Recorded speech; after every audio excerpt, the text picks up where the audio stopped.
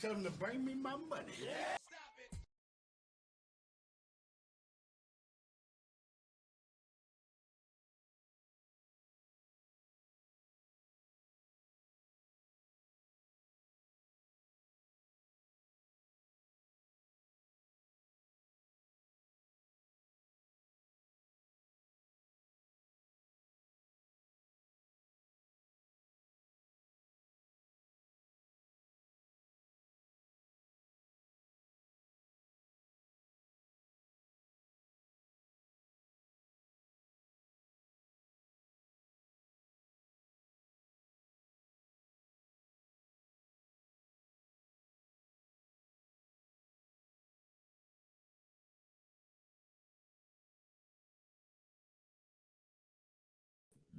Wow. Forgot to unmute myself.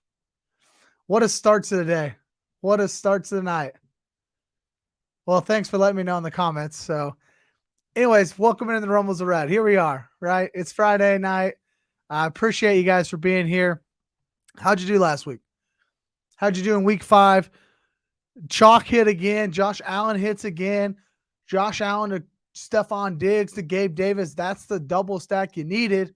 And it was the double stack that in most areas I was unwilling to go.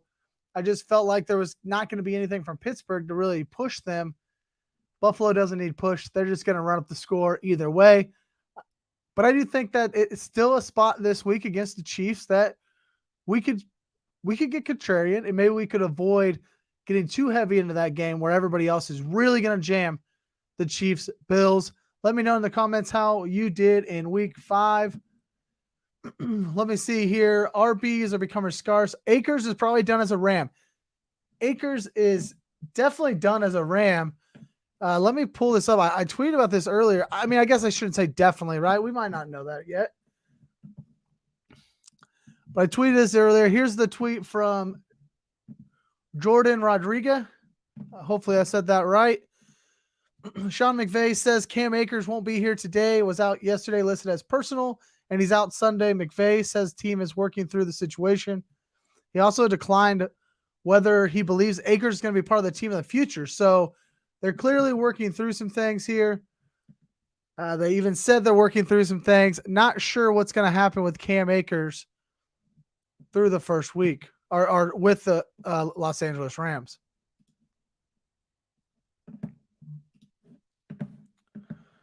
We'll see how that goes. I did say here, I think Henderson is a must play here in, I agree with this. I do think he's a must play in season long leagues. And I think he's going to be a value play here on FanDuel. Kind of opens up.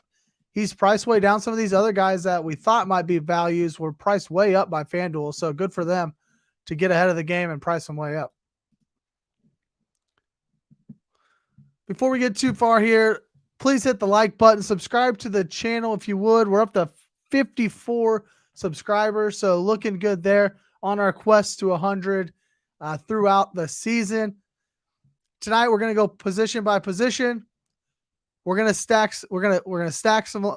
Talk through some stacking options. We're going to build some lineups, of course, and we're also got a guest this week. So stay tuned as we're bringing on who I am calling the Chiefs fan of the year already. I think it was awesome. He went viral this week. And so we're going to bring Jeremy on later on to talk through his kind of feelings of the week and how his week has gone since the video emerged. So that'll be a fun time as well. But let's get right into quarterbacks here. Who's your favorite quarterback on the week? Week 6, you've got Chiefs. Bills is the highest total game. You've got sending this to him. Seahawks and Cardinals, the second highest total of the week. Is that somewhere you're going? Who's your favorite quarterback on the week? I'm going, everybody's going with Josh Allen here. Josh Allen, 9,200. He's looking already like 30%. And even larger or smaller leagues, he's going to be even higher than that. I assume he is going to be the chalk of the chalk this week. You don't really like to see it, but when you have the highest team implied total on the week, you smashed last week with absolutely no bring back at all. Josh Allen's just hot right now, so he's going to continue to stay hot, and we expect him to dominate. This Chiefs defense has really been giving it up to the pass, especially number one pass catchers, which would be Stephon Diggs there in Buffalo. The ceiling's just really, really high for Josh Allen. Higher than anyone else's ceiling. You're not really going to get it anywhere else. Lamar's going to try to push it. Patrick Mahomes will try to push it, but really the ceiling for Josh Allen is the highest in the quarterback room. And again, it's the highest game total on the slate. So I'm going Josh Allen here at 9,200. The next guy up, Lamar Jackson at 8,800. Let me pull this up for y'all. At 8,800 here, he's looking way less owned than Josh Allen is this week. Lamar Jackson probably coming in potentially sub 10% in some areas. Again, the closest guy to the ceiling of Josh Allen, he's a direct leverage play on Josh Allen this week. In my opinion, you're paying up nearly the same amount. Everybody else is going to spend the extra $400.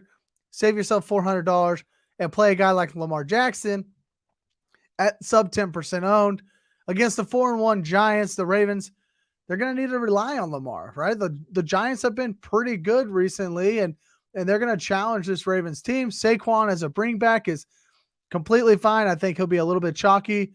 And, you can stack up Lamar with a Mark Andrews, a Devin Duvernay. I think Rashad Bateman's going to be out again this week, so you can go anywhere that route. But yes, Lamar Jackson is a pretty good play this week. And then the other side of the Josh Allen play is Patrick Mahomes. And you'll notice I'm talking about the top three salary guys because that's where the ceiling's at. That's where the projected points are at. That's where the ceiling is at. I just can't buy in on FanDuel to these Tom Brady's, Aaron Rodgers, Matt Stafford's. I can't get down there. I'd much rather just play these top guys, especially with FanDuel pricing. You can make it happen quite easily. Patrick Mahomes, though, sub 5% here. To me, if I want to really stack up this Buffalo Chiefs game, I want to play something weird in the morning. Just a mini stack, probably one, maybe two mini stacks that's a little bit odd, projecting well, but maybe nobody's playing them. However, I can get a little bit different in the morning. And then I'll let that kind of dictate. Do I play Josh Allen, the chalk, or do I pivot to Patrick Mahomes, who can absolutely put up the same scores, $600 less? Maybe that allows you to jam in a Stephon Diggs and a Gabe Davis, so you're getting all of Allen's points some other way.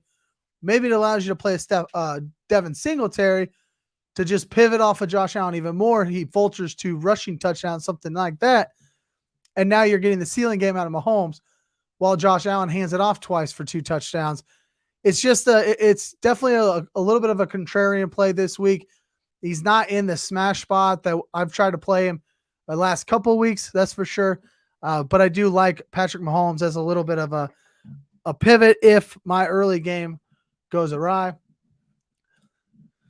Let's show you a couple of the projections here. Some other guys who are projecting pretty good salary. Kyler Murray, Tom Brady projecting pretty well on FanDuel. And then Geno Smith. I think I saw some Geno Smith here. Oh, yeah. A little Geno love. Not projecting bad salary points per salary here, and not a bad 6% projected ownership. Isn't that bad? And you get to save a lot of a salary, right? $7,400. So you're saving way off of Lamar Jackson, Josh Allen, Patrick Mahomes. So maybe you want to get different. You want to go to this game in the afternoon. I don't see any problem with that. We're actually going to talk a little bit about this Seahawks Cardinals game a little later on.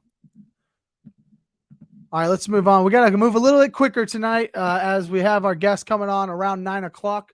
So I want to make sure that we get through all these positions still and talk through them with you all, talk through them together.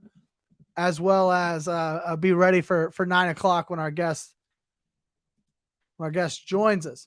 So let's talk running backs here. Where are you going with running backs? Nick Chubb, wow, 9,500 on FanDuel. No thank you for me. Against the New England Patriots, I don't like that at all.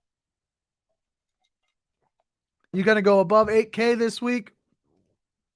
Go studs? Or are you going to try to find some value with everybody else? Where are you going to go in the running back position this week? I need to talk about a little bit of Ramandre Stevenson, 7,500, the best play on the slate, the cash running back of the week. 7,500 against a really, really poor Cleveland Browns defense.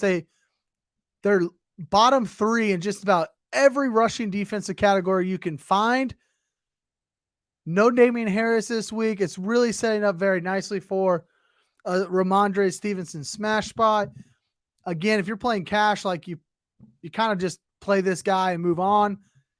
We're playing GPP though, which is going to be a real turning point here, whether or not we can eat this chalk, or maybe we can eat the chalk of the next guy.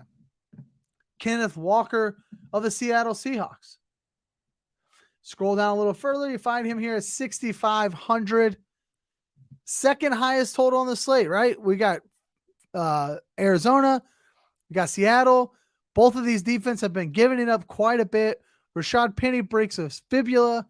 It's time for Kenneth Walker to step in here. He is looking about 10%, 11% less than Ramandre Stevenson in terms of ownership. But I think both of these guys are going to be the cash plays this week. And I think in tournaments, you can play one of them. I cannot play both of these guys in a tournament play. That's just way too much running back chalk on the week. And I don't want to do that. I need to get different somewhere. And if you're going to play one of them, that's fine, but you cannot play two of them at the same time. And then I want to talk about maybe my favorite play right now. Obviously, Cam Akers being out kind of opens up Daryl Henderson at 5,700. I want to see kind of where the projections end up going for him and his ownership. If everybody kind of stays off of him, all right, I might go there in a GPP. I do think that he'll carry about 75% of the snap share this week. We saw him in week 1 carry 80% to Cam Akers 20%. And if the Rams weren't really planning for this, how are they going to plan a second running back over the next couple of days? It could be all Hendo this week. So a guy I like, though, is Eno Benjamin. And the reason I like him, there's a couple of reasons, actually, I like him. One, is $6,300. So he's cheap. 2, he's sub 5% right now. He's projecting super low ownership for a number 1 running back in the second highest total of the week, right? So Eno Benjamin is the starting running back. James Conner and Daryl Williams both ruled out for Sunday. The Cardinals are going to have to activate somebody, of course, but Eno Benjamin is the guy. He's got way less name value than Kenneth Walker. Kenneth Walker is going to have all these dynasty streets, all these season-long redraft best ball guys. They're all going to come in, see Kenneth Walker. They're going to play Kenneth Walker. And then Eno Benjamin's going to be sitting there $200 less, and nobody's going to play him. He earned 4 targets in 4 of his first 5 games. All of those had James Conner playing. Right now, there's no James Conner. Potentially, those 4 targets can maybe he gets to 6, maybe he gets to 8. We'll see how that goes. Those targets haven't really turned out to be much value for him in the box score, right? But again, the main guy in Arizona, he's going to have ample opportunity this week to cash in. He finds Patriot last week after Conner goes out. Expect more of this week from Eno Benjamin. Y'all, it's Eno season. Eno season, baby. Let's go. All right, let's see who you all have coming up. Stevenson. Oh, yeah. He's got to be the smash player of the week. He's so cheap. I mean, he's cheap compared to the top guys, right? He's cheap, but he's also very... Sorry, I got to move stuff around. He's also very good. He's a very good running back. He's going to get plenty of opportunity as well. So I like Stevenson a whole lot this week. on FanDuel. I think he looks even better on DraftKings if you play over there on DraftKings.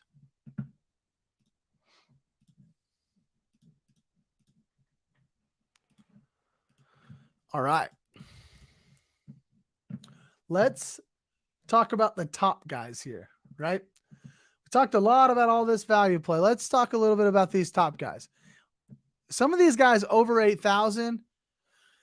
Jonathan Taylor, he's showing up in our points per dollar play. Christian McCaffrey shows up as a good points per dollar play.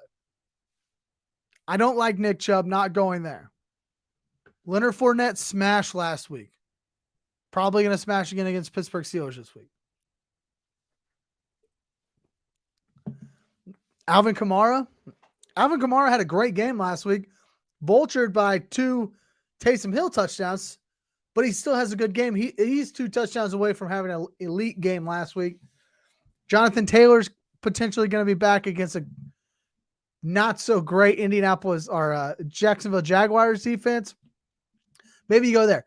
I think going to one of these 8K guys, it's going to be a really good contrarian play in your GPP lineups this week. Everybody else we talked about, $7,500 and below, right? Ramandre here is at $7,500. Everybody's going to come down here. Aaron Jones against the Jets, smash. Breece Hall did great last week. Are people going to go back to Breece Hall? Under 7,500. Devin Singletary pops really, really well, and he's way down here. It's 5,700. We just talked about Daryl Henderson. There's going to be a lot of these guys down here in the 6 to 7.75K range that I'm not sure a lot of these 8K guys are going to get played. And if you can find the right one, you're going to lap the field because the ownership percentage is going to be way down with these 8K running backs. Think about that. Make sure you're going through and finding some 8K running backs. All right, let's run through wide receiver here. Let me know in the chat. Who's your favorite wide receiver on the slate this week? Who's your favorite wide receiver on the slate? Remember, the fan of the year, the Chiefs fan of the year coming up at 9 o'clock tonight. Stay tuned for that. Can't wait to hear his story. We've been DMing a little bit here. Goes viral after ESPN picks him up, yelling at the refs. So stick around for that interview coming up here in about 20 minutes.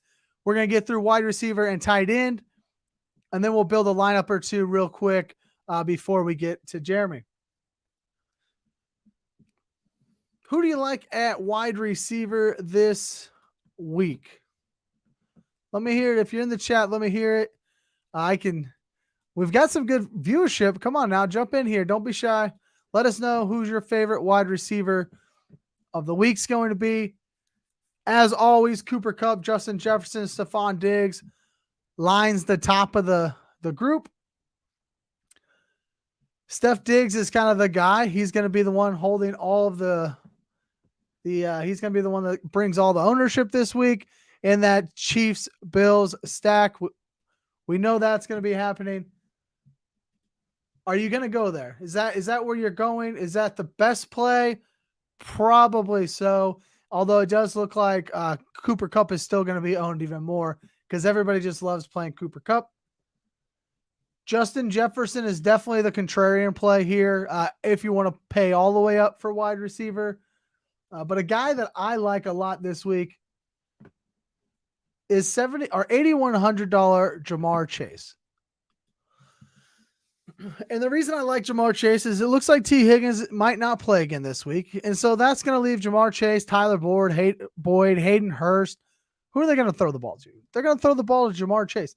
Jamar Chase has slate breaking upside, and everybody else is going to go to the other top wide receivers. Maybe you can be different at that 12 p.m. game and throw in Jamar Chase. Can you do a Alvin Kamara, Jamar Chase, just a really expensive mini stack? Yeah. It's going to be expensive. You're going to have to get cheap in the afternoon. Maybe you're playing Josh Allen with Khalil Shakir and Dawson Knox, right? And you're bringing back MVS. So you get cheap, but you still get a piece of that game. but you get different by going Jamar Chase up here at the top. I like Jamar Chase a lot. Think he's in a good spot against the Cincinnati New Orleans defense, who I thought was really good defense, and they have shown time and time again they're not a very good defense. Debo, man, Debo's always a smash on Fanduel. He always projects to be. Let's look at the projections. He always projects to be. Oh, you guys need to zoom in here. Let you all see this. Oh, too far? Come on now. There we go. Look at this. Let's go points per salary. Look at that. Debo Samuel at the top every time. I think it's just the way he's used, right? He's used as a running back. He's used as a pass catcher. His projections are always good, but FanDuel has yet to really increase his salary to drastic measures.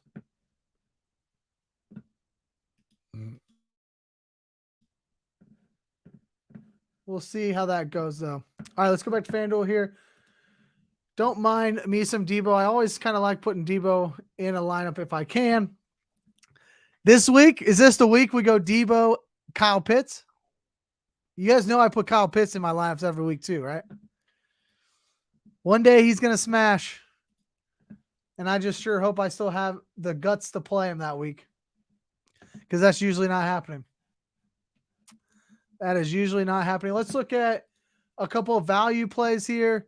Alan Lazard is popping off at 6,200 against the Jets. Romeo Doubs has popped in all of the optimals that I've ran so far this week. Romeo Doubs shows up at 5,500 against the Jets.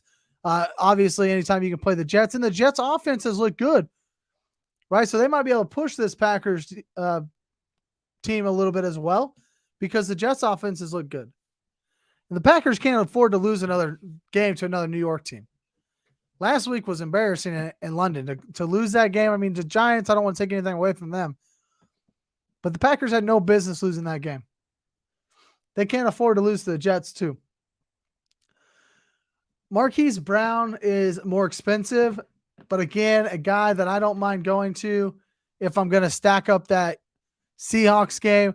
Tyler Lockett, DK Metcalf, both in play 100%. If we're going to look that way for that afternoon. If we're talking Chiefs wide receivers, I prefer MVS over Juju. MVS, 8 targets last week. Started to feel like he was getting in a groove with Patrick Mahomes. That's where I would lean for sure over a guy like Juju. Obviously, Travis Kelce is the real play in Kansas City. But if I was taking my shots between the two wide receivers, I would take MVS. Gabe Davis only at 6,900 in that Bills-Chiefs game. That's not terrible. Rondale Moore, super cheap in the Eagles or the Seahawks-Cardinals game. I'm just going back to the same 2 games because those are the 2 games over 50 points this week that I really like a lot. They're afternoon games. They're easy pivot games. Obviously, most of my team is going to be there in the afternoon. Any other wide receivers you want to hear about?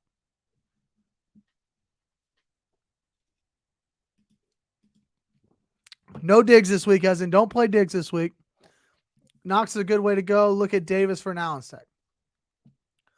The only thing, so let's look at their projections, because can I get filters per team? Select none. I'm gonna pull this up because I want to look at their projections with you guys.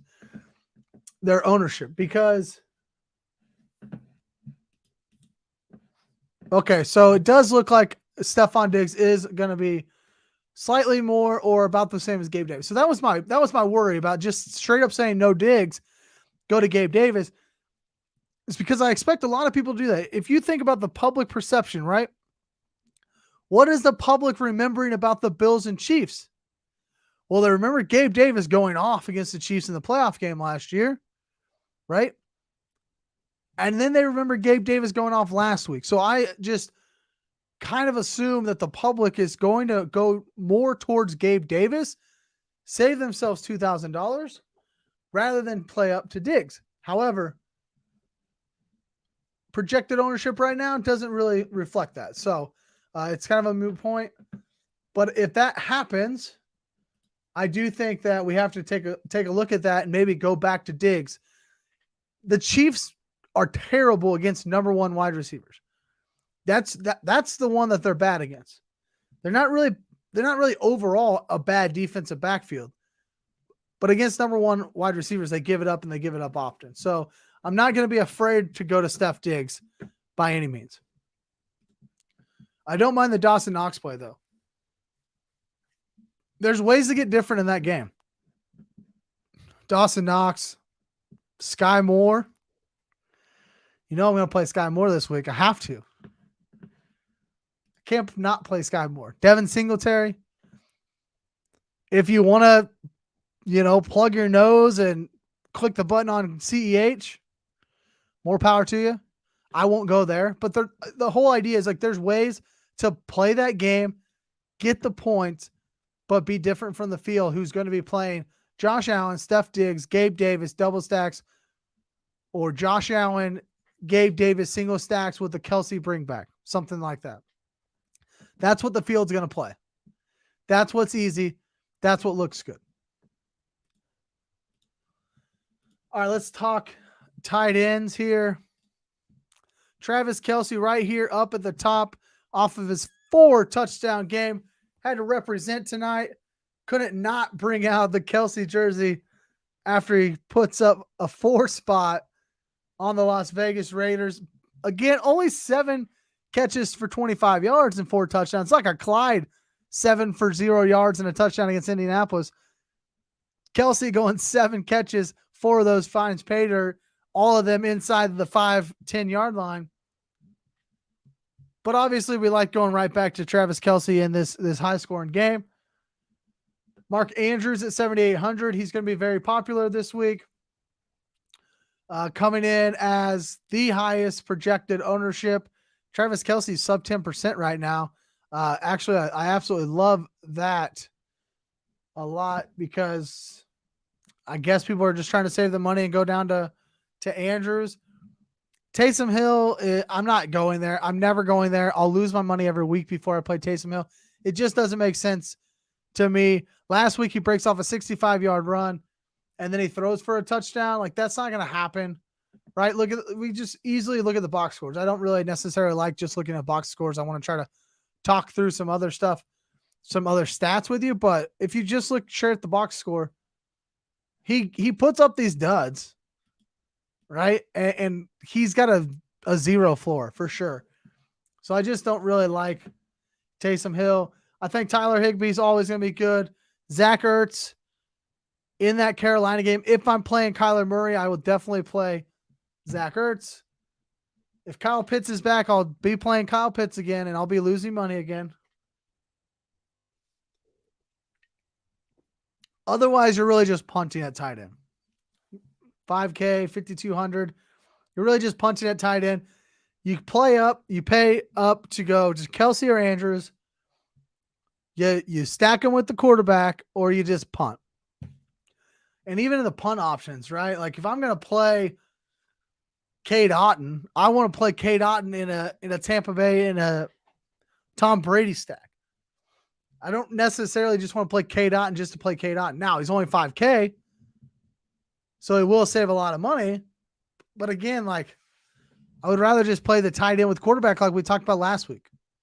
Just stack him with your quarterback. Stack him with your quarterback. All right, let's talk stacks real quick. I will blaze through these so we get about 10 minutes of making lineups. Again, our what I'm touting to be the Chiefs fan of the year will be on here about 9 o'clock tonight. Jeremy Bredemeyer. I think I might be saying that right too. That's nice. Jeremy Bredemeyer here around 9 o'clock. He'll be on here. We're going to talk to him about how his week has been since going viral from the video that everybody saw from Monday Night Football. But let's get to stacks. Lamar Andrews. That's it. Lamar Andrews. Lamar Jackson and Mark Andrews with no bring back. That's my favorite stack of the week here against the New York Giants. And the reason I say no bring back is because the majority of people who are going to play this Lamar to Andrews stack is going to bring it back with Saquon Barkley.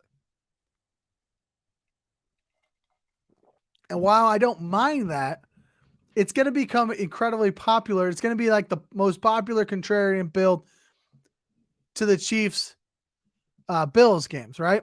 And so I want to be a little bit different even with my contrarian stack. So I don't want to bring it back, and that's okay. Most of the time we run bringbacks, but I think Lamar has a good enough ceiling, could run it in a couple times, hit Mark Andrews for 2 touchdowns, and this stack's often running at our 12 o'clock games. So I like Lamar to Mark Andrews. My second favorite stack is going to be the Seattle-Arizona game, right?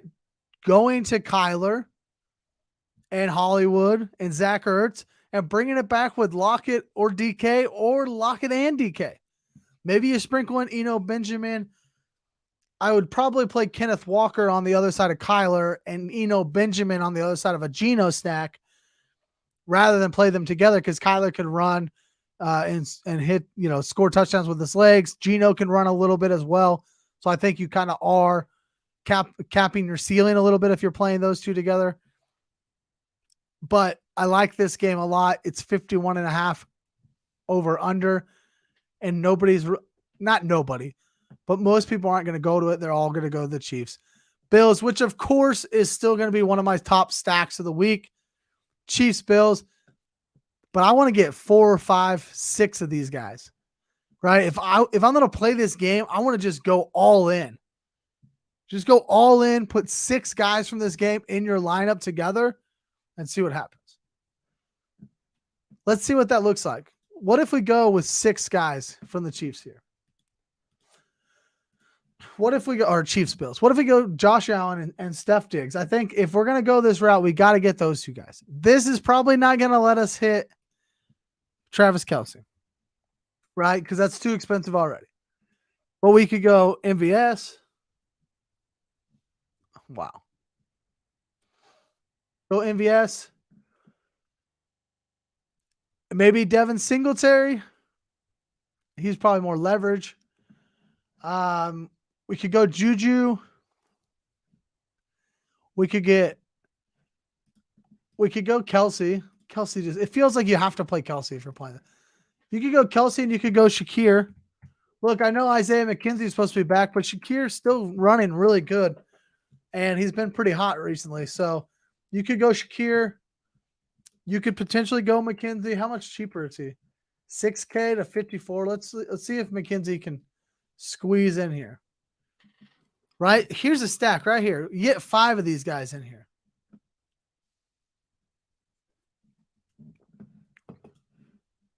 I don't know. Maybe you want 6. I think if you put a 6 player in here, you'd have to go with maybe like a Devin Singletary or a Clyde. You're saying, which in this case, I'd say Clyde, right? Josh Allen's going to get his by throwing it to Steph Diggs and Isaiah McKenzie.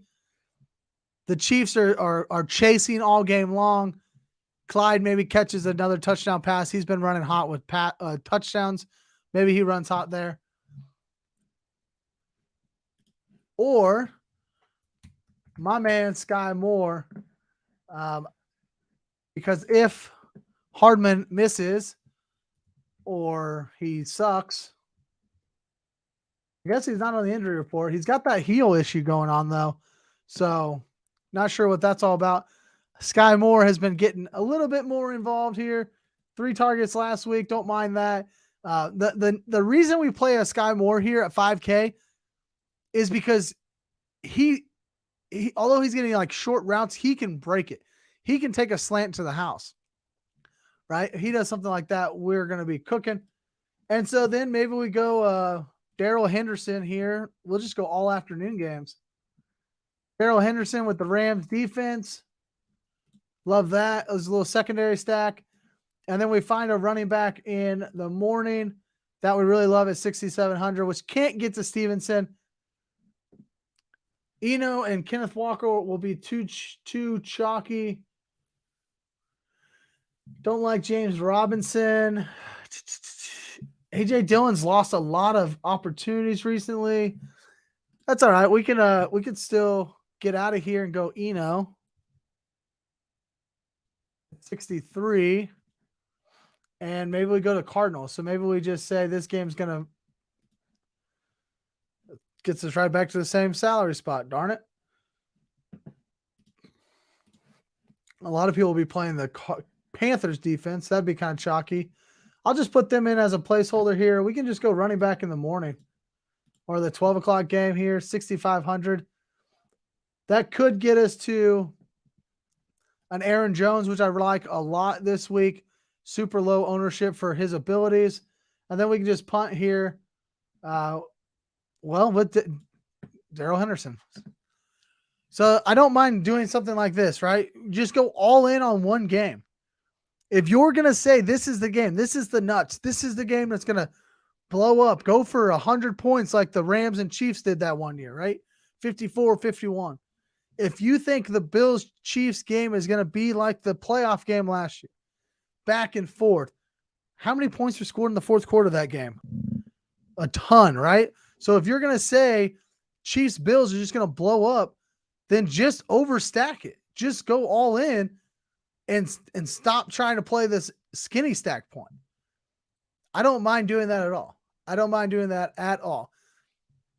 All right, let's build one more here, and then we'll get to our guest of the night. Breece Hall, Conklin with Wilson, Aaron Jones, Debo, Kelsey. So you want to take a Jets double? A Jets double stack? All right, well, let's give the people what they want. Zach Wilson, Breece Hall. All right, now. And Tyler Conklin. And you're saying I'm going to put Kelsey in the flex. We're going to bring Aaron Jones as a bring back. And then, of course, play our favorite player, Debo Samuel, on FanDuel, because we always want to play Debo. If I'm playing Debo, who do I want to play? Like Zacchaeus? Maybe I'll just play Debo as a one-off here. Maybe just play Debo as a one-off. If you're going to play Kelsey, that's fine. But I think I want to get a little weird and maybe just go with maybe go Chiefs defense with Kelsey. Maybe like this game, just two great teams, right? Two really good teams. They just kind of battle it out and they don't really hit the nuts. They just kind of get there, right? Maybe it's 24-21 or something like that. So it stays below the total. If that's the case, I don't mind, getting weird and contrarian with the Chiefs defense. And then I can just get super chalky here with a DK Metcalf, Marquise Brown, or I can do like a Tyler Lockett, Rondale Moore. So get a little chalky in the afternoon because we can do that now because we got such a weird double stack. All right, y'all, that is enough talk about daily. The reason you're all really here tonight is talk to who I'm touting as the Chiefs fan of the year. The Chiefs fan of the year. Let me introduce him the right way by pulling up the video first. Check out the video. See the video. The man goes wild. He goes nuts. He's doing everything we're all doing on our couches, but this man's on ESPN, national television, Monday Night Football. Jeremy, welcome in, my man. How's it going? I'm doing well. How are you? I am doing well. Thank you so much for joining us on this Friday night. Usually we're here talking daily fantasy. We got that out of the way. Now we've got 20 minutes just to hear from you and just start with how's the week been, man? You went viral. It has been honestly like a false reality. I've been on TV. I've been on billboards, commercials. I've been on it all, but I've never been sustainably viral for like a prolonged period of time from a clip. My Twitter's still blowing up. All of my social medias. I can't even use my phone. My phone dies like 4 times a day just from notifications rolling through. In public at the gas station where I work, everywhere people are coming up to me. It seriously has not felt real yet. That's amazing. That's pretty awesome. Well, you definitely you helped my Twitter space go viral. This tweet that I was showing, 300,000 impressions. I can promise you, Jeremy, there's no way I would ever have put anything out there with any type of impressions like this without your screaming face as the video on the tweet. But, honestly, the response was pretty cool. Like the replies were there were some really funny ones. I don't know if you got to see through any of them or did any of them stand out to you as like, okay, all right, I got it. Like, that's a good one. Probably the best one was this guy teaches high school and coaches the football team on the defensive coordinator. That was probably the best and most mature response. Yeah. I'll say that. Yeah. There was a couple of them that were definitely off the wall a little bit. Hey, people forget, my mom's on these apps. Yeah, that's right. Things, Come on now. You can't help but laugh at some of the things these people say. Yeah. Once you get into the internet world, they're all going to say some people just get nasty. Some people have fun with it. I thought it was really fun to see some of them come through. I really enjoyed you could tell the Kansas City people, right? Because they got very specific. Yes. Very certain. I don't know the snacks guy. What's the? I did. Yeah. I haven't even been able to go through and see who all has tweeted at me, but I do know that snacks company said something. I can't remember what it was. My favorite one actually was probably this guy definitely has a conference call at Cerner tomorrow. Yeah. You're like, I wish. I'll take it. I'm in the high rise. I did actually have a conference call that next morning at 9 a.m., but not at Cerner. It was Guys Snacks. A lot of people tagged these guys. I've never heard of them in Kansas City. So shout out to Guys Snacks, but multiple people shouted this guy out or this company out. So yeah, I've heard them before. I didn't know they actually shouted me out or anything like that. That's sweet. I'm about to hit them up. I love food. I love snacks. So maybe get some promo stuff. Nothing wrong with that. That's right. Well, Jeremy, when we were DMing a little bit, you kind of just mentioned always going to Chiefs games. So, tell us a little bit about your story and all the awesome times you've had at Arrowhead, other than obviously the Monday night fun that you had. Absolutely. I'd be nothing without my family. My father my mom, my dad have had these seats for, I think this is our 29th year. He started this way back in the day with his good friend of his from college. We've got 8 seats in that front row. We split them 4 and 4. They paved the road for me. They did the tailgates. They did it all, the TV, all of that. I was born, came along, and I honestly like to joke that I took my first steps in that stadium. That's awesome. There's no proof of that, but I like to say that. And we've had some wild times. I grew up painting my face, being in that front row, anything you can do for that TV attention. But really, every Sunday and every Chiefs game is a time for my family to come together. Now I have 2 older sisters that are all grown up, and sometimes those Sundays are the only days we get to be together. So it's kind of more than football for us. We get to be a family again, all together in one spot for that 6 hours of tailgating and game. And it's really special. I went from face painting to wearing a plastic helmet, which actually got me on one of the playoff boards back in, I want to say 2015 in front of downtown. And that was the first time I really went big. I remember walking the halls of middle school, and I didn't have a phone at that time. And I walk into a classroom, and one of my teachers has this big picture of me on a billboard. And that was one of the first moments that stands out to me of being, publicized. Then I started wearing shoulder pads to games, actually. So there are just a plethora of clips out there on TV of me as a child. And I've really grown up in Arrowhead Stadium, and it's incredible. There are so many moments, so many player interactions. Our seats are so close to that field that things we say are heard by those players, and you can get a reaction out of them. When I was yelling at that ref, we get reactions out of them. Refs will turn around all the time, smirk, smile, or give me a look of hey, cut that out. And obviously that fuels the fire, and I keep going. There's really no limit to what we can do in those front seats and the interactions we can get. And it's pretty incredible. I remember Le'Veon Bell, one game way back in the day, not way back in the day, but a couple of years ago, when he was with the Steelers, I was able to get some good reactions out of him. even Chiefs players, they come over all the time. When Harrison Butker hit a game-winning field goal, I want to say against the Vikings a couple years ago, came over and jumped in my lap. Lambo leaped right into me. Made the Casey Star on that one. There's just so many moments that we've had that we've got to create memories as a family. It's just really special. That's amazing. And you talked about your attire a little bit, so I want to get to that. But before I get there, Arrowhead, if you've never been to Arrowhead, it's all about the tailgating, a lot of fun. So Jeremy, my buddies and I, and we won't have to talk about, whether or not you should be doing this, but have you ever played beer darts at Arrowhead Stadium? I have not done it at Arrowhead on the concrete. I've hypothetically done it other places. You may or may not have. We'll say that. That's all.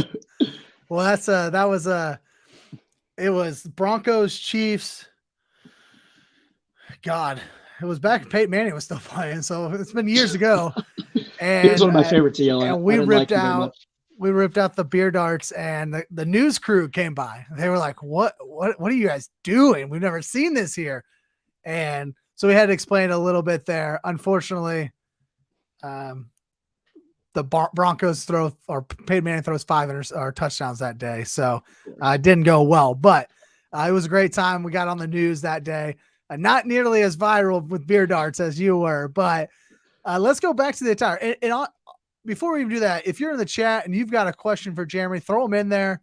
This is open forum here. We're just kind of chatting it up, kind of learning about how we got to this point, how Jeremy got to his spot on national television, going viral from Monday Night Football. But you talked attire. You talked about the shoulder pads. You talked about the helmet. But what about now? Now with this sweet blazer you got going on, the backward visor, like how do you get to this point? So actually it all originated from the face paint to the plastic helmet to then I was playing football and I had shoulder pads and we had an old big, I think I first wore a Jamal Charles jersey over the shoulder pads. And then when he left us, went back to a Priest Holmes jersey. So there are videos, and that was in the middle school period, and I was pretty chubby in the face, so it's pretty funny when you go to a game and you watch the pre-scroll on the big screen. There is a video that shows me in elementary school, middle school, and then now in college.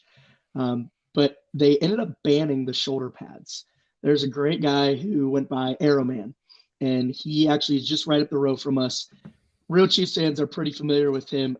He wore the shoulder pads. He'll wear the opposing team's jersey. They have these foam arrows that he'll stick in those all around. And he's one of the greatest gentlemen I've ever met.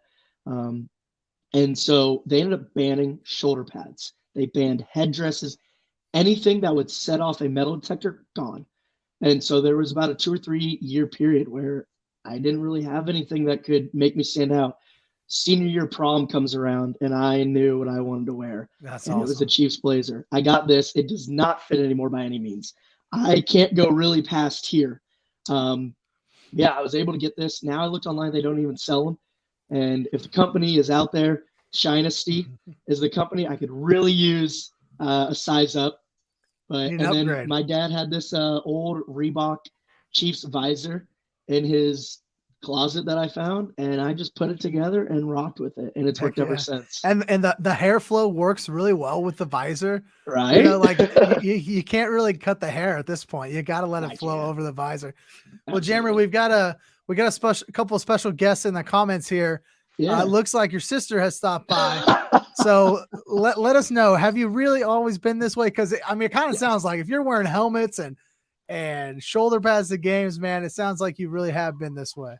Yes, this is honestly, I bleed red because I'm human, but I like to think I bleed red because I'm a Chiefs fan. Absolutely. Since a young age, it's been instilled into me and stamped on my brain that I'm a Chiefs fan through and through. I grew up through the Matt Castle era, idolizing. I had to idolize Matt Castle as a youngin'. So when I was playing football and quarterback, I had to think, when I was playing quarterback, I always thought, all right, what would Matt Castle do? Well, looking back, he'd throw an interception or throw it in the dirt. So probably why I didn't turn out to be a quarterback or football or anything of that nature. But yeah, I've always been this way. I've always been the crazy Chiefs fan. around the town, in school, through friends. Everybody just knows come Sunday, come that weekend, come football season, Jeremy's going to be decked out in Chiefs. That's so awesome. And what a great time for your family. You talked a lot about that, about the family cohesion that you have when you get to Arrowhead, you get to see all your sisters.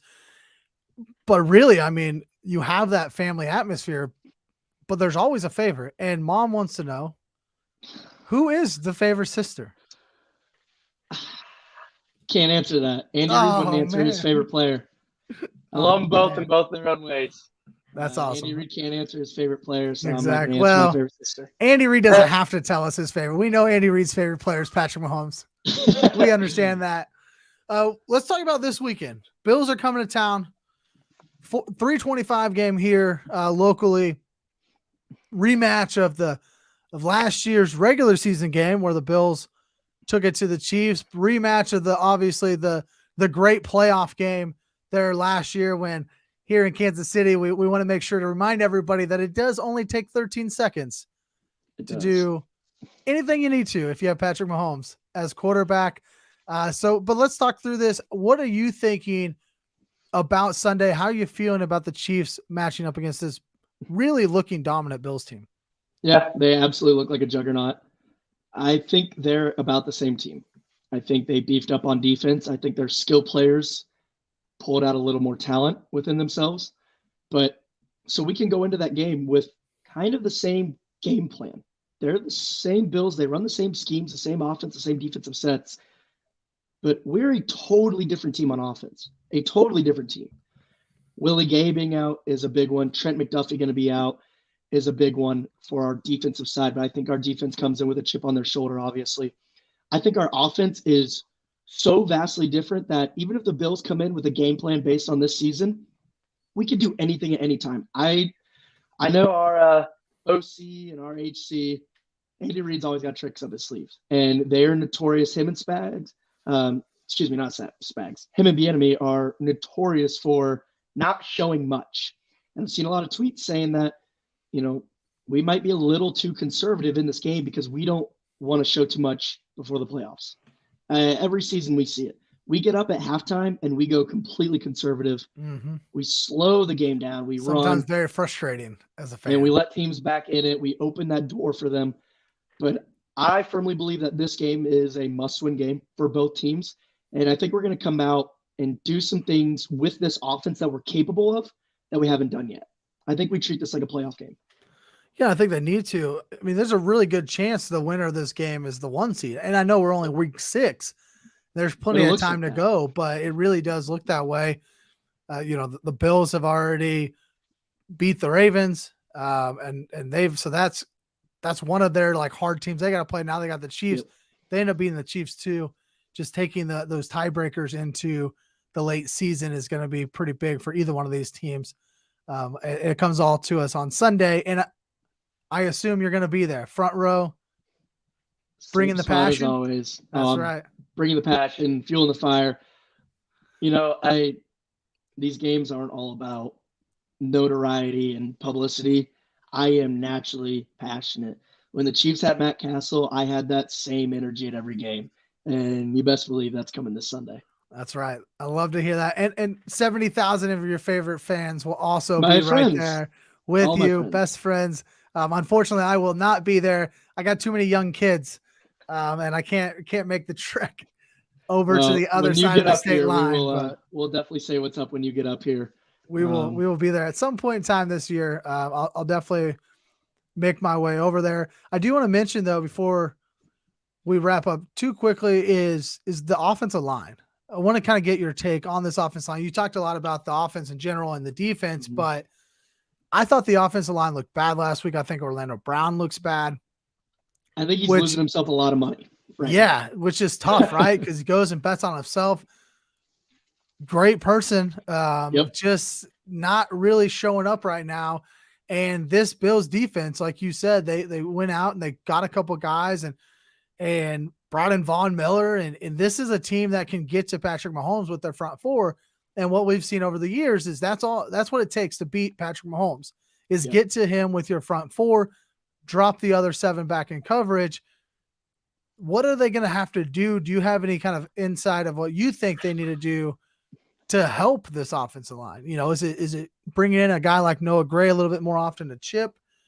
Using the running backs? I think this week, the key to this weekend will be, like you just said, Noah Gray chipping, the tight ends chipping, the running backs chipping. I think as little as that may seem for somebody to just step up and chip a D end, it gives Mahomes that extra half a second, which everybody knows any tenth of a second given back to Mahomes is going to cost you. I've always been a firm believer in chips on shoulders and guys coming in with a little more fire. And I think this offensive line feels it. I think they feel the pressure of this game. We're comfortable at wide receiver, running back with our running game, defensive style. I think the name of the game is offensive line, as you mentioned. And, Orlando Brown betting on himself this year, has it paid off? No. Is he starting to realize that? I think so. And I really hope he just comes to this game with a fiery passion, fire under his butt. And I just really think it comes down to how bad do we want it versus them. Yeah. Von Miller's great. He's old. He's old. You can't let an old guy beat you. That's how I think. It's just a dog mentality.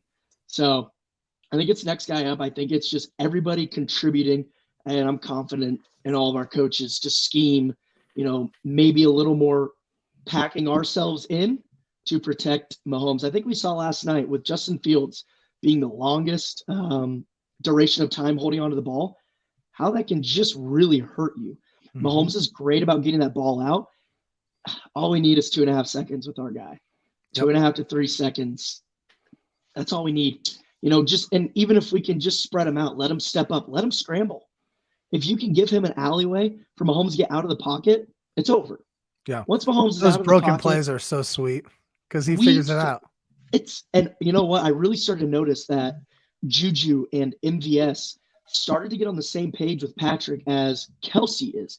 Whenever we get those broken plays and Mahomes scrambling outside of the pocket, Kelsey is one of the best, if not the best, at finding that open zone and just sitting himself there and having that intuition and that connection with Mahomes to know, hey, I'm here when you're out. Yeah. And I really saw, I can't remember if it was MVS or Juju, when Mahomes scrambled, and they did just that. They found that little pocket, they planted themselves, and Mahomes knew they were there. Once we get that level of connection, it's great with Kelsey. If we can get 2 more guys on that, now all of a sudden when Mahomes is out of the pocket, you don't know who to go find if you're a defensive back. You don't know where they're going to be, but Mahomes always knows where they are. And I think that's what makes a great quarterback great and separates the good from the great is, having an answer for every problem. I hate mentioning it, but Brady was great at that. Brady is still great at that. He is, whatever solution you think you might have, he's got an answer to. So Mahomes is definitely finding that within his new receivers and these new connections they're forming. As the season goes on, that bond just grows stronger. Yeah, I think MVS looked really good on Monday Night Football. Absolutely. 8 targets. I think he ended up with 6 catches. And he was the one right in the middle of the field. And that throw by Mahomes, and people was like, oh, it was easy. Like, no, it wasn't. Come on now. No, I do remember seeing that now. Our seats, when they get down to the other side, people always say, well, why do you like your front row seats? You lose the whole half of the other field. No, now I get to see what Mahomes sees. Yeah. And seeing the things he does at basically eye level is incredible. For him to step up, step over, and basically rotate his shoulders, flip his hips, and just dump it with that velocity is incredible. Yeah. We are very spoiled here, but like you said, we deserve to be spoiled after all the years that we had to live with the years of no touchdown pass or catches from wide receivers and the Dwayne Bowes and we always had Tony Gonzalez and Priest Holmes and Jamar Charles and Larry Johnson. Like we always had some of those guys, but Trey Green a little bit. I think we wasted a lot of good talent, sadly. There was a lot of years with no defense there in Kansas City. True. I think we proved to ourselves, that first year with Mahomes when we were outscoring everybody, but letting teams score on us, and then we created an incredible defense. We proved to ourselves, hey, defense does win championships. That is still very true to this day. I hope the offensive line comes out like they did in Tampa. It did feel like the Tampa game, they had something to prove. They were right because all the talk was the Super Bowl, previous 2 years ago, whatnot. And that was all the talk. This team can't handle Tampa Bay's front four. They came after them. and dominated. If they can come after and dominate the Bills like that, I think the Chiefs have a shot.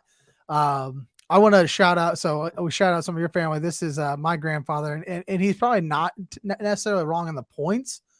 I could see this being a 24-21 type of game, but I think it's going to be an intense game. I think it's going to be neck and neck the whole time.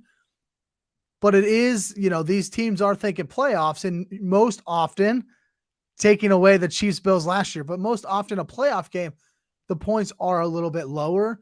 And so I wouldn't necessarily be too surprised if, say, the under, if you're a bettor and the over under is 53.5, if it goes under, I'm not going to be surprised about that. But I do think it's going to be a back and forth battle all game long. And obviously, as a fan of the NFL, we want to just see just a sick shootout. Just absolutely get after on both sides. I want to say, betting. I don't hypothetically bet on the Chiefs, but because I have too much emotion attached. But if I were to be a betting man, I would take that under. I would hammer that under. But also in the back of my mind, it says I want the over, and I think the Chiefs are set up better for the over. I think the Chiefs are a much better team when we're rolling. But I agree with you. With this low, potentially point total, every play is going to matter. Every snap is going to matter. Butker was activated today, I think, is what I heard. I think I knew he was practicing this week. So I think he full practiced today. Let's get him back. Huge, because I don't want to see it, but I think this could be a game of field goals. I think this could be a game where, that 45-yard field goal determines the game, Even if just getting something out of nothing. I think every drive you've got to get some kind of points to win this game. Yeah, our friend Chris says 9-3. I don't think it's going to be that low scoring, but that's a lot of field goals. I really hope so, because those games are a marathon to watch in person. I mean, don't get me wrong. I love being there. I want to trade it for the world, but watching a field goal stinker is just. What was the Steelers home playoff game a couple years ago? It was like 9-6 or 12-6, 12-9, something 12-9, like that. Whatever it was. Man, that was a rough one. That was a rough one. If you're an under better, you love it, but yeah, that's true. That's true. Yeah, if you're an under better, just watch Thursday Night Football more often. Exactly, because that's been atrocious as well. Toilet week after week. Let's get out of here. I am so appreciative of you stopping by. Thank you for doing this, man. It's so great to hear your story and to just hear from another passionate fan, but one has a wealth of experience inside of Arrowhead, the loudest stadium in the world. Kansas City, we love to say that because we have to. You were a part of it. I was a part of that one. I was at that game, and I'm sure you were at that game. I'll never forget that game. Ears are still ringing. What an awesome game that was. But Jeremy, tell everybody where they can find you. How can they follow you on Twitter? I know I saw your Twitter followers shoot up, man. 2,000 followers in the last 48 hours. Let's go. Well, tell everybody where they can follow you on Twitter. If you got anything else you'd like to plug, feel free to plug it here before I close this out. Absolutely. Twitter, I am JP Bredemeyer, as spelled in my last name. And then all my other social medias are jp.bred, jp.bred. Instagram's my main one.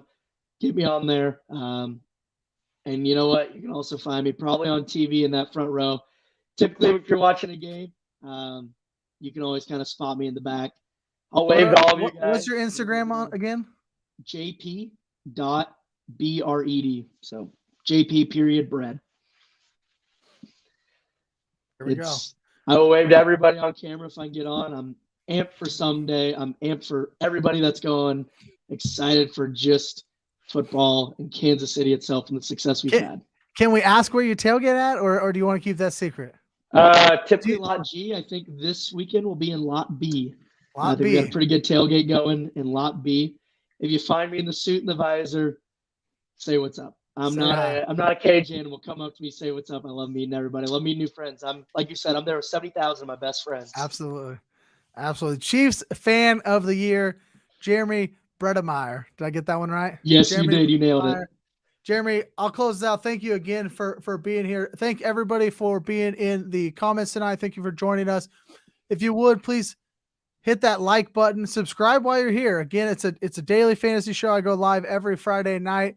And maybe we'll have more guests like Jeremy on throughout the season. Check out my season-long fantasy podcast, Another Damn Fantasy Podcast, powered by Stadium Rant over on Apple or Spotify. Follow me on Facebook at The Rumbles of Red, on Twitter at Trevor S_FF, where you will see the tweet that has gone viral. One more time, if I can pull it back up very quickly.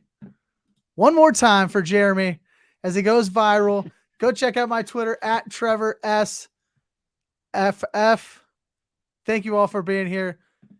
Thank you, Trevor. I really appreciate it. I Thanks, appreciate it all. Thanks for having me. Take care. You as well.